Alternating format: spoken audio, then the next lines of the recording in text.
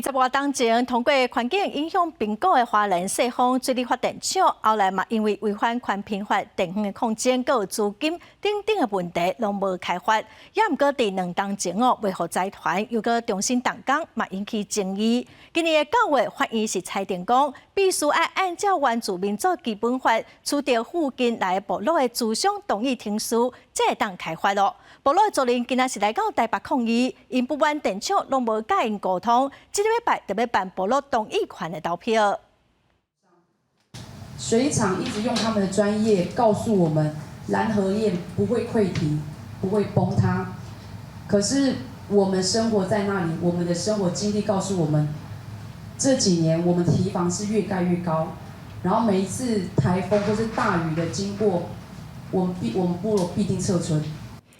讲到目屎甘目甜，因为这条亲像妈妈同款陪伴花莲部落居民大汉的丰平溪，特别因为细丰水利电厂的开发，轰破坏去。地球公民基金会出面协助原住民，做伙关注电厂的开发案。因表示，起水坝对绿色能源的发展，真有可能唔是好代志。是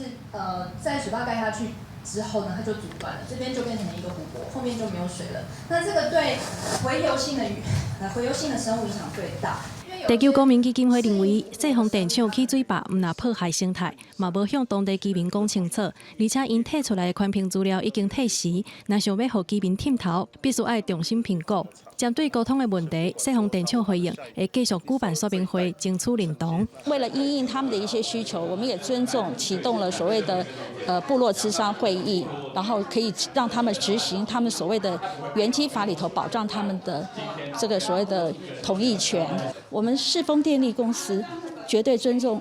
当地人的一些想法，而且我们还是持续性愿意跟他们做沟通。细丰水利电厂的开发案，这礼拜特别遭自相同意定书伫部落进行投票。当地居民希望透过社会议论的力量，争取更较侪时间，让厂商愿意回来谈判。袂当伫还未参部落充分沟通进前，就举办投票。记者麦尚英曾派文台北报道。